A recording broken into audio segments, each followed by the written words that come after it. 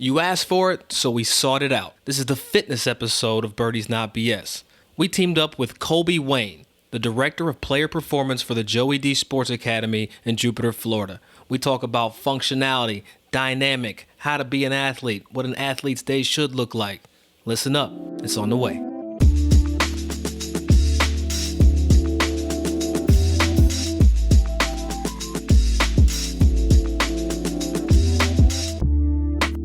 As you know, I always got Cheyenne Woods with me, but today we have a special guest.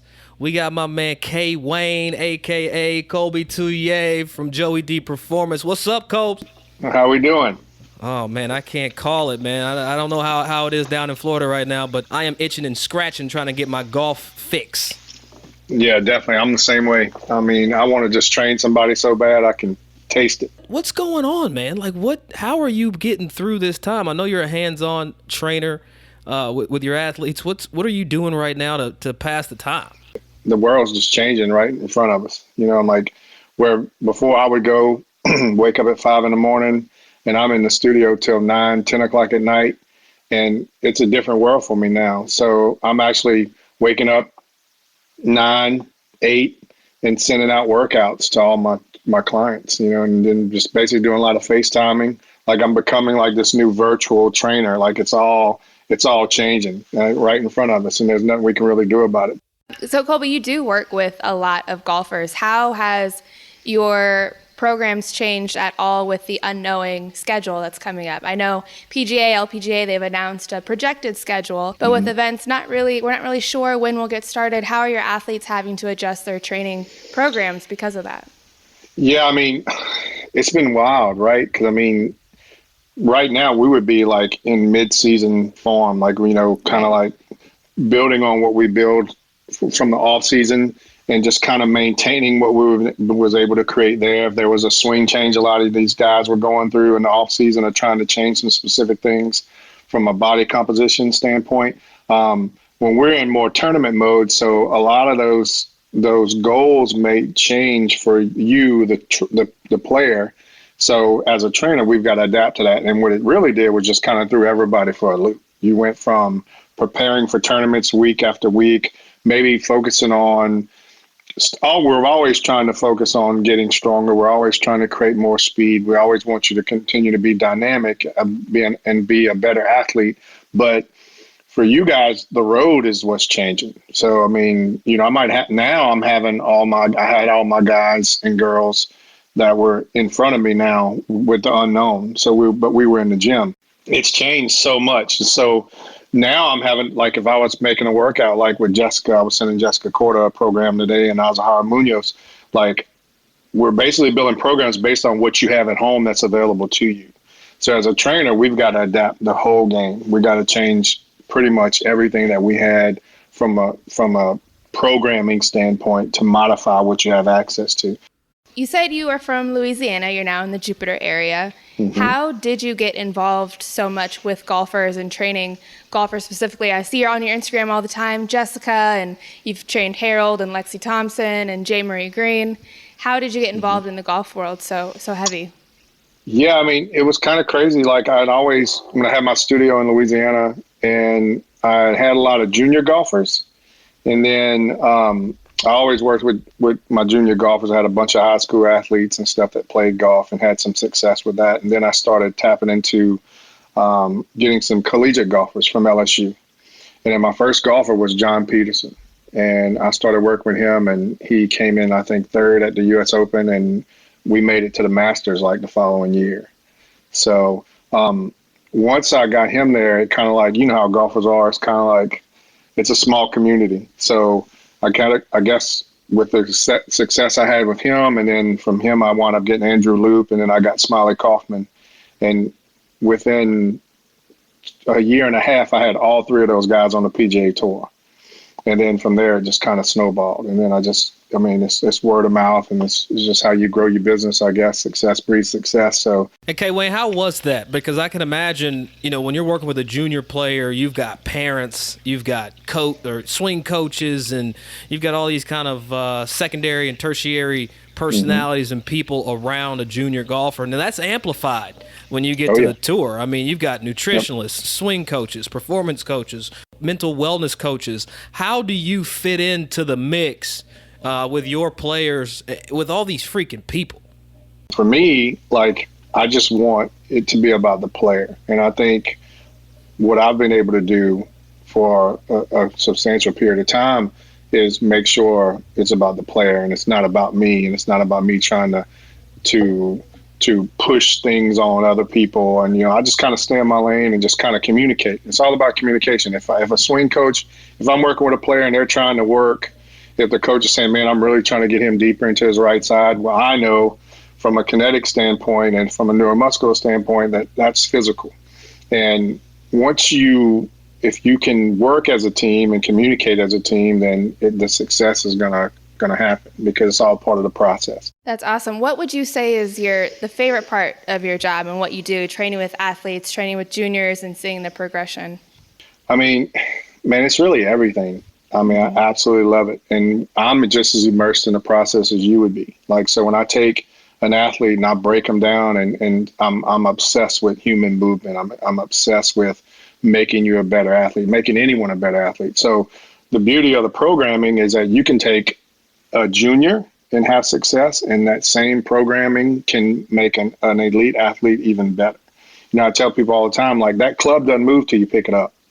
Yeah. So if somebody tells you that it doesn't have to do with how your body moves or how your body functions, then mechanically that's not true, because like I said, that club's not going to move until you pick it up. So if your body's not moving correctly, or if it's got some catches or imbalances or weaknesses in there that's going to allow you to not be able to do what you're trying to do, then that's a big roadblock for you. So for me, what I love about training, and the reason why I do it every day, is it allows me to be able to take you to a level that you never even dreamed of.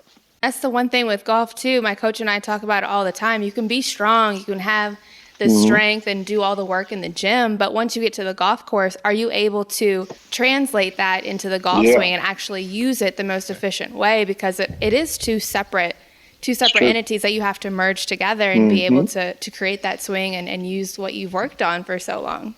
Yeah, I mean, it's so true. I mean, when you think about dynamic and being dynamic, and you can, like you said, you can be strong, but if you're not functional, then it really doesn't matter. Like, there's plenty of strong people. Like I said, there's plenty of strong people that can lift as much weight as you can give them. But if you ask them to do something functional or dynamic, it doesn't have any transference. When you're talking about dynamic and you're talking about functional and you're talking about strength, what are these things? What are some of the kind of takeaways that you can give our listeners, regardless of their talent level, regarding being dynamic, being functional, and having strength? Because you can have all three. You can have one or two of the three. And just because you have strength one place doesn't mean you're going to be functional in another place. Correct. Yeah, I mean, the best way I can kind of explain that is basically the same, like from a programming standpoint. Like, that's what we do. Like, that's what I feel like that's where I separate myself from a lot of other trainers and things like that, because you have to have transference. So when you think about the specificity of a sport, so you think about golf's a rotary sport. So if I train you in a sagittal plane, well, if I train you linear, right? So if I train you straight forward with no rotation, then there's no transference over into that sport. I like pushing, so if you take pulling, someone, right? Correct. Yeah. So, I mean, you think about transverse. Transverse is spinning. Like, that's how I rotate. If I turn from my right and left, my backswing into my downswing. Yeah. So if I take an athlete and I train them stationary and linear, straight on, and I give them a golf club and say, now I want you to swing in a transverse plane and shift your weight from your right side into your left side. Well, they've never done that. Right. No chance, yeah. So that's why you see a lot of people, if I just put a bunch of weight on your back and make you squat over and over and over again, where I'm just making you do that same movement, I put you on leg press. Well, if I put you in your golf posture, you're going to stand straight up because I've trained you into that pattern. For up and down. Correct. So then the first thing your swing coach is going to say is you can't stand, you have trouble maintaining your golf posture because I've trained you to stand up. So when you think about from a functional standpoint, we look at all aspects of it. So we look at stability, we look at mobility, we look at power, we look at speed. Mobility is range of motion, right? Controlling the chaos. Exactly. So we look at internal and external hip mobility, which is huge, but that's in sports in general. That's why you see, from an NFL standpoint, the reason why you see so many non-contact ACL injuries is because they don't teach that athlete how to decelerate, because that's when the ACL gets blown out, is when they run in a route and they try to stop and cut and move, change direction. So it's the same thing in a golf swing. Like, for you to be able to accelerate in your golf swing, you got to be able to decelerate into it also.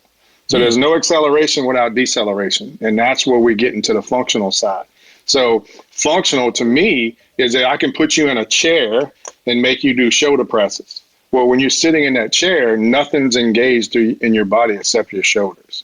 So then if we play a sport that's on your 2 feet and we want all the muscles on your body to be able to react, and it's the most unorthodox move in the world is a golf swing, because you got so many moving parts, right? You go the same way. Correct. It's over and over. Exactly. So it's the same thing. So if I did that and now I make you stand on your 2 feet and ask you to do something dynamic, then I haven't trained you in a functional enough way or specificity wise to allow you to be able to conquer that movement, to allow you to become a better athlete. Because there's plenty of people that can bench press, but they can't do 10 push-ups. And the reason why the push-ups are so much harder is because it works all the muscles in your body, because you're in that plank position. So it's a lot harder.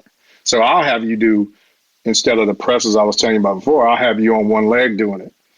So now I'm breaking your body into quadrants and I'm forcing you to use, and I'm attacking your brain and your central nervous system. That's going to make you have to adapt to put you in an uncomfortable situation, to where now if Cheyenne walks on the golf course, there won't be a lie she can't hit off of, downhill, uphill, because I've forced her to use her brain from a neuromuscular standpoint to adapt to those different external factors that's going to stop her from being able to do. All I know, you got Cheyenne's soul right now. All I see, she over here nodding her head like she in church. I'm ready. She like, I'm ready. Let's do it. She knows, because like she's hit off all those lies. Yes. It's not all like the driving range, right? And then you get in these high pressure situations where you have to make a ball move from right to left, and you're on the back nine on Sunday. So what I do from a functional standpoint with that is I want to train you to where I'm going to push your heart rate as far as I can. I'm going to push the lactate threshold as far as I can, to where now when you get in that high pressure situation and the heart rate goes up, your heart's been there. So now they're going to call you a flatliner, where you won't get rattled. And now you can adapt to all the stuff that's the external factors that's happening to you in competition and sport. And that goes into the programming also. Yeah, I know you're not a mental coach, but it seems like that's got to have some mental implications as well, like training your heart rate, because we all been nervous. I've been nervous. Cheyenne's been nervous. Cheyenne's won, everybody, on tour coming down the stretch. I'm sure she had some heightened experiences, be it her blood pressure or heart rate or just a awareness of everything that could go bad. I mean, our minds go crazy places. But to 100%. Your point, you can train in that regard. So training, this is a reach, but training can actually help your mental game in golf.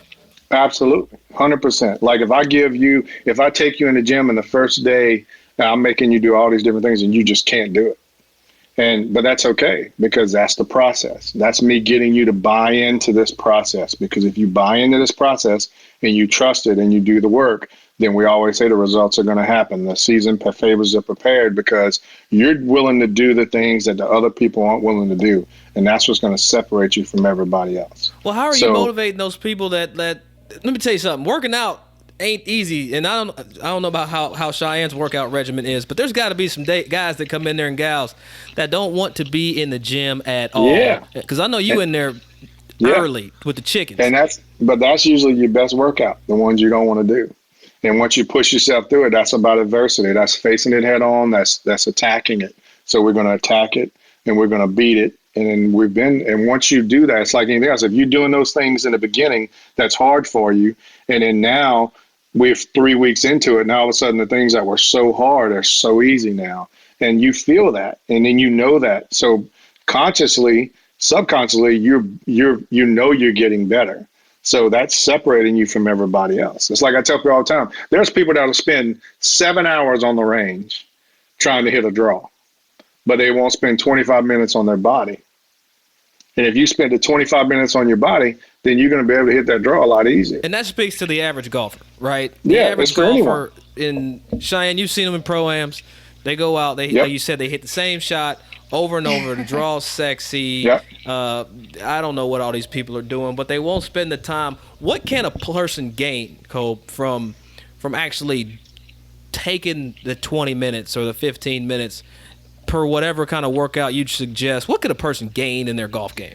Oh man, you could gain everything. It's a game changer. If you just warm your body up, like what we try to do is we try to get you, like what happens with amateur golfers, right? And what the difference between amateur golfers, what you see on the pro level is on the pro level, my guys are spending 25 minutes before they even walk onto the driving range. So we're getting your body ready to hit a golf ball. Mm-hmm. Where the amateur golfers show up 5 minutes before the tee time, run out, hit 5 balls, and then get to the first tee box and think they're going to play as good as Cheyenne Woods. And it's not going to happen because what I always tell people, you have to get your body ready to go play golf. Don't get ready to play golf by hitting a golf ball. Let's get your body ready. So we'll go through a simple things like if you do cat-cows that kind of just warm your spine up to where you just are lifting up and compressing down in the spine. Then you flip that over and you start doing some glute bridges like a glute activation. Then you're getting a planks matrix to where you're doing plank reaches that's activating your core. And then you go through some dynamic moves like if you're just sitting on like lateral bounding from your right leg to your left leg. So now that's just jumping back and forth left to right. Yeah, you're right. You're jumping from your right leg and landing on your left leg. So it's the same thing. It's simulating you pushing off your right side into your left side. So those 4 moves right there has already gotten you better than you can even imagine before you pick up that wedge and start hitting 20 wedges before you do it. Because most people, from a warm-up standpoint, they would do better. I tell people all the time, you would do better off spending 10 minutes in the parking lot, getting your body warmed up and hitting less balls on the range than if you just went, the only 10 minutes you had was just around there and just hit 4 or 5 golf balls and run to the first tee. I agree. And that's something that I had to learn maybe 3 years ago. Because when you're young, you don't really feel your body. You don't really feel the effects that it takes, like just walking straight out of the car and straight to the tee. But the older you get, I mean, I'm 29, almost 30, but the older, I know, I'm getting up there. But the more golf I've played and the traveling and just the age that catches up to you, you do feel a difference in allowing your body to warm up versus just going straight to the tee. And like you said with the amateurs, that's the one thing that I always notice too. They think they can go out and just hit balls for 5 minutes and be ready, not even working on their body, stretching, doing whatever mobility they need to warm it up. It does make a huge difference in just being able to swing freely and even mentally too, just feeling like you're ready to go out and compete. Yeah, I mean, like I talk to a bunch of guys all the time, and I literally had tour players that would tell me they didn't feel like they could really hit a golf ball to like the 3rd hole. And that blew my mind. I was like, whoa, time out. Like we need to get you ready before you even like step onto the driving range. Like you need to be ready to go. Yeah. So, but it happens at every level. And I've been able to see it time and time again. Like when I first, even like from a tour standpoint, when I first got out there, 6 years ago, man, nobody was in the trailer. Like I remember the guy working for the tour would see me and I would make my guys go in there. He goes, man, you the only guys that's been in here all day. And now it's crazy how everything's evolved because you can't even fit another person in there.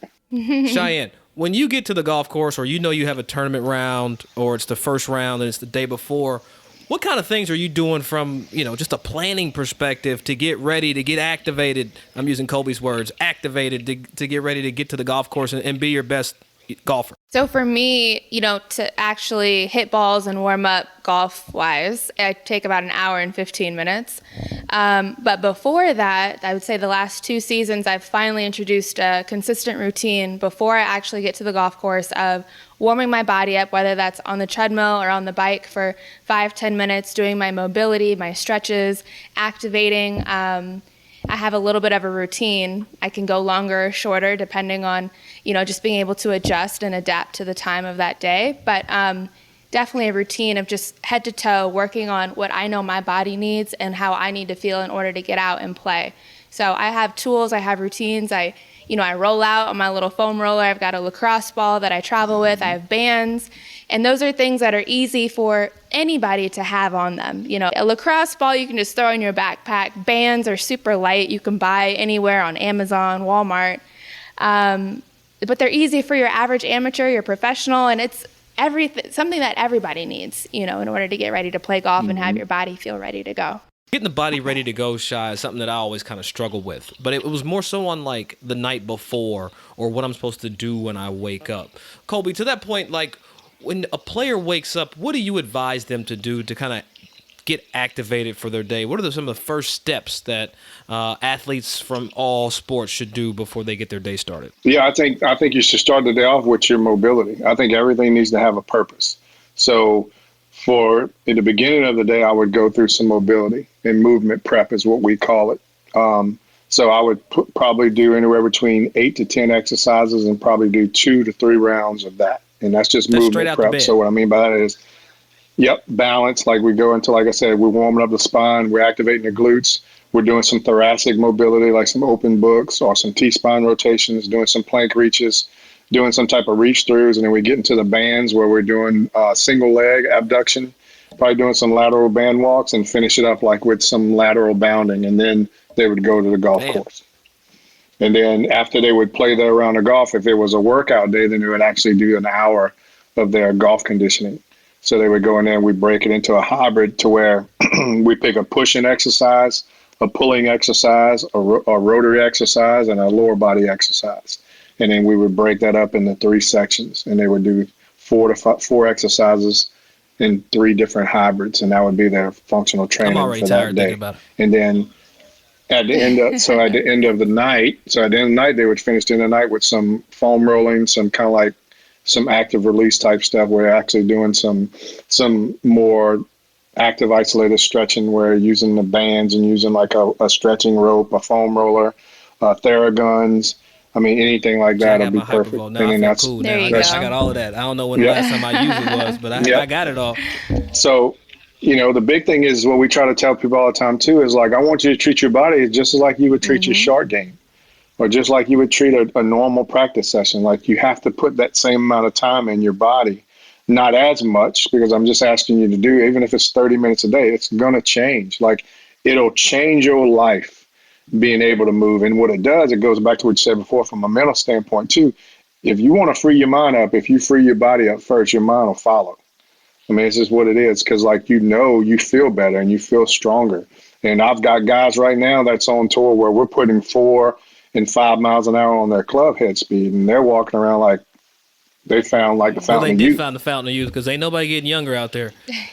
I mean, you got Harold looking teenage-like out there. I mean, like a perfect example was someone like Lucas Glover, who's 40 years old. He comes to me last year, and we started, well, not last year, but year before last, right after Sea Island.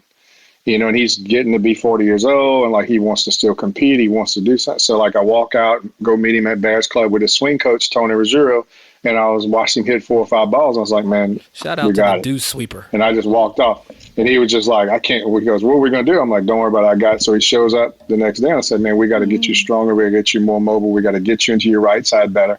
And then we started then. So that was like November. When we went to the Players Championship that year, he had put 5.5 miles an hour on his club head speed. That's fine the fountain of youth because you're going to get 2 miles an hour distance or 2 yards of distance per mile an hour. So he went from wanting to get stronger, wanting to put 5.5 miles and had his best year he's had in 10 years. He had like out of 23 starts, he had 19 top 20s last year and made it to the finals of the playoffs. And now he's in everything. Well, he would have been in everything this year, like all the Masters, all the majors, all the WGCs. I mean, so that's living proof right there. I mean, that you use Lucas Glover, and he's old. No offense, Lucas. I still love you. But it's the same. I'm sure there's some kids or some average players that you see that have similar restraints that need some of those things. Yeah. I mean, there's got to be we talked to George Gangus in an earlier episode, and he's super rotational and super, using the ground. And there's got to be some distance to find when your body is a little more loose and you've used some of these techniques. Yep. This covers the gamut of players. It's a game changer. Yeah, it's a game changer. Like, I mean, I can't stress it enough. Like if we get your body to move the way it was meant to move, without limitations, without those imbalances, without those weaknesses or those secondary movements that you try to find, on your own, and you have to manipulate the club because the muscles that you need to be using are being manipulated. That's why you might use your hands more. You might not be able to use the ground as efficient as you normally would. You might not be able to get into your right side as deep as your instructor wants to. You might not be able to stay in and cover it, or be able to stay into your left side to drive all that force in there. Like, it has everything to do with that. So when you're able to train in a way to where now your body will eliminate those weaknesses, we find those weaknesses, we attack them, we eliminate those weaknesses, we get you stronger, we get your body to move the way it's meant to move. And that's what I mean by taking you to a level you never dreamed of. I know That's that awesome. when we worked together, Because you human had me movement, twisting and turning and all kinds of stuff. I felt like I could do the splits like immediately after. I don't want nobody to watch me do the splits, Coles, but I felt like if I did it, I wouldn't have torn You were everything ready. from my pec to my damn IT. No, I mean, you're right. But, the best part about the whole thing, though, is human movement's human movement. So every human on Earth was meant to move a specific way. Like, we're the ones that get in our own way, and we create these imbalances. We sit in chairs all day long. We might play golf all day long. So you create these imbalances, like being having that kyphosis in the shoulders, that lower cross syndrome, where your hips are tight and your low back gets tight because your glutes aren't working and your core is weak. So we from just our everyday ins and outs of our life, we create those imbalances and those weaknesses. Now, Kolby, how involved are you, or how important do you think it is nutrition-wise for your athletes, golfers, football, baseball? How do you go about that in working with your athletes and training them? I mean, it's everything. Like, nutrition you can't have one without the other, right? It's like anything. Like, you gotta have the training, but you gotta have nutrition, you gotta have hydration, and you gotta have the recovery. So all those things, it's the whole gambit. It's everything has to be included. You can't have one without the other. I tell people all the time, it's like driving. Our goal is to drive from Jupiter, Florida to Miami, and we need 4 tires on our car. So we need training, we need nutrition, we need hydration. Man, right? That's gospel. And we need and we need all that movement in there too. So how are we going to get to Miami if we only got one car, one tire on the car? It's not it's never going to work. We're never going to get there. So it's the same thing. So you got to have it all. So, Kolby, you've trained world number ones in golf. You've trained Justin Thomas, Harold, Sam Burns, Lexi, Michelle Wee, not to mention countless other players in various other sports and everybody. Who are the ones that you really love to come to the gym? Like, who's the ones that kind of get you revved up? I know there's a couple that you can't say out loud, but come on, give us a sneak peek. You gotta give us a little. No, man. I love them all. Like, I can't. That's the beauty of my job. The beauty of my job is I get to train. My job starts over every hour, right? Because I'm not just in this same old. Like, if I'm a banker, I'm just counting money all day. If I'm a telemarketer, I'm just calling people all day. Like, I literally my job starts over every hour in the day. So for those 12 hours I'm training, like, it's a new hour every hour for me. And each one of those athletes have something different that I may be working on. So it to me, that's what gets me going. Like, I can't wait. That's why they laugh, because I'll get somebody that comes in at 9, and the next 2 weeks ago, later they might come in at 4, and they're like, man, you the same. No, but it's fun, man. Like, I love, like, I remember when Jessica, perfect example was Jessica Corder. Like, you take somebody like her. When I started with Jessica, she had just had, like, we started like 2 weeks. She had to have like major reconstructive face surgery. Like, so, and she was like, what am I going to do? I'm like, man, we're going to train and you're going to be fine. And she worked so hard. And I mean, we couldn't even put her in some positions because just her face would still be bothering because she had the screws and stuff on her face. And the craziest thing in the world, like, she trained so hard and got her body in such good shape that she literally practiced for 2 weeks and then went to Honda and won the whole thing, broke all the records. Yeah. Like, and she literally she went practice for 2 weeks. So but her body was so ready to play golf. And it was amazing to watch her do. I mean, she had her best 18-hole score on average. Like, she broke her, 36-hole score on average. It was crazy in Thailand. And I mean, she just ran away with it. It was amazing to see her do it. I think that goes to show, too, how important it is, not only the physical, the mechanical golf side of it, but the mental aspect of training, like we talked about before, because we've all played golf for years and years and years, most of us. So your body memory, it knows what to 100%. do. But mentally, if you're in the gym and you know you're doing everything you possibly can to train and prepare, you can go out and just play free and let that natural gift, that natural talent just come out and truly enjoy it, knowing you did everything you can do to get ready for that moment. Yeah, I mean, it's those moments. It's those moments where you love what you do. I mean, I absolutely love watching athletes or people get better. And then they hang the banner, right, Kolby? Yeah, I mean, that's why we do it. It's like a testament to the athletes that have been in the arena, because you guys are the ones in the arena. It's nothing that we're doing. Like we can't do anything. Like when you get behind those ropes, it's them. It's just like when they step on that football field, like it's them, but it's all the work that you put in. Like we're back in the It's gym. like what Drake said. I always like to quote Drake. It's like you wasn't with me shooting in the gym, right? Yeah. And that's kind of the thing. People don't see the work. They don't see the late nights, early mornings. They don't see the rehabs. They don't see the prehabs. When you're working across sports and you're working with athletes and multi-sport athletes, male and female, do you have trends? Are there consistent things that you notice between, are you noticing overall, I'm seeing a lot of people with tight hips, or I'm hearing a lot of lower back pain or calves tight. Like, are there trends that you've noticed in the work that you do? Yeah, I mean, the biggest trend I see more than anything is they think they're in a lot better shape than what they really are. Just from, what you see from an athletic standpoint of what they're trying to do. Like I see a lot of the glutes that doesn't work, and I see a lot of tight hamstrings, but that's the reason why. And then I know when the glutes aren't firing, I know the hips are going to be tight. So when you're looking at from human movement where we're trying to get the average for internal, external hip mobility, so that's the genesis of the golf swing from the ground up, right? So if we look at from an average standpoint, we want just normal humans to be 45 degrees of internal, external hip mobility. Well, I want my athletes to be 65. I want to be 60 to 65 plus in that same range of motion. And most people are under 20 because all the sitting, and just riding on airplanes and riding in a car and sitting for lunch and sitting for dinner and sitting watching TV. I mean, I tell people all the time, sitting's terrible. There you go. So as everybody just stood up around here, we are now having this this podcast from a standing perspective. Okay, Wayne, I want to go to Instagram for a question that we got from Welk Pro Golf, Andrew Welk. He asked, in regards to strength and conditioning for junior golfers, what are some of the do's and don'ts? Because he feels like he's seeing a lot more young players getting hurt early.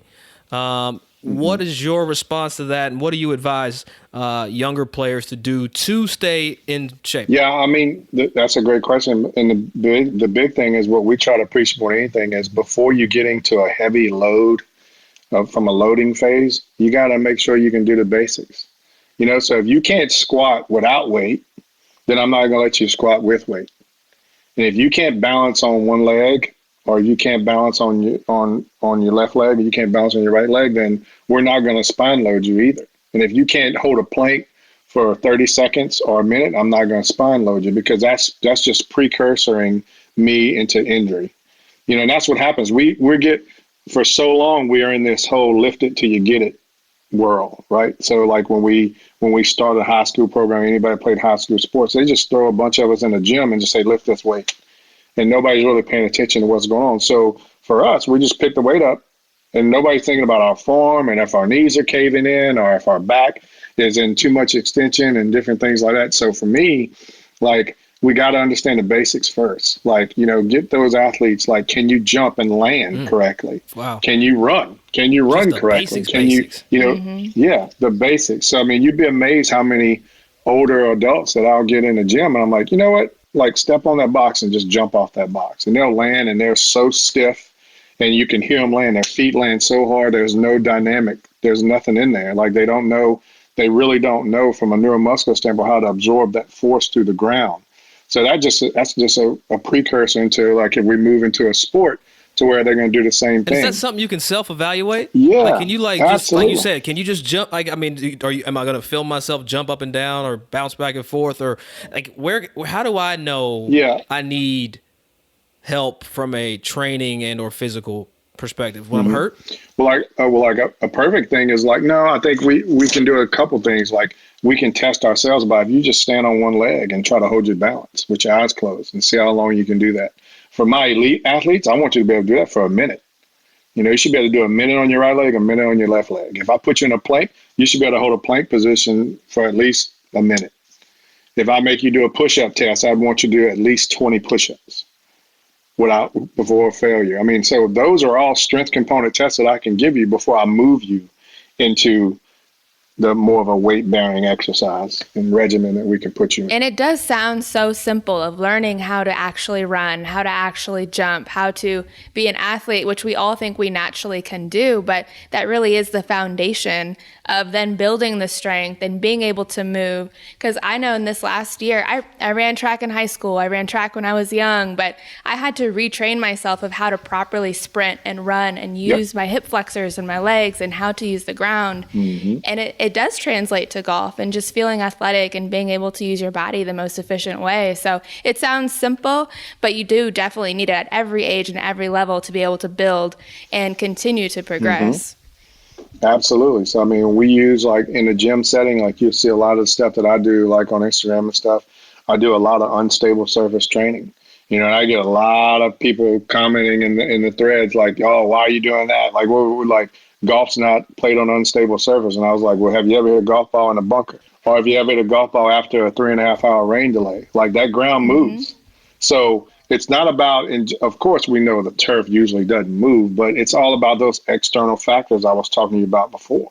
So if we train you outside of that arena and be able to adapt to those training synapses that we're putting you through, then now when you get out there, an uphill lie is not going to feel as foreign to you. K. Wayne, my man, I can't thank you enough coming on Birdies Not BS, kicking it with me and Shy. I know it's a little later out there on the East Coast, but how do we find you? Where are you on them socials? I'm easy. On Instagram, it's at Kolby Wayne. So you can just follow me there. And on Twitter, it's at K Wayne Fitness. And how do I get that stable hoodie? That's what I want. Oh, man, I got you. There you go. I got you. You don't worry about it. Just send me your address. I got you. There it is. Well, we thank you so much. I'm ready to work out. I don't know about you. Let's go. Go move. We got to find a gym that's open, though. Right, that might be hard. Let's go. And there you have it. This week's fitness episode of Birdies Not BS. We hope you are taking your fitness, your nutrition, and your golf games to the next level. As soon as we get through this Corona era and are into the new norm, fitness and nutrition, that's going to be key to getting your game to the next level. Be sure to leave those reviews, click those 5 stars if you would be so kind. You know where to find us, Birdies Not BS on Instagram, Facebook, Twitter, and birdiesnotbs.com. We'll holla at you.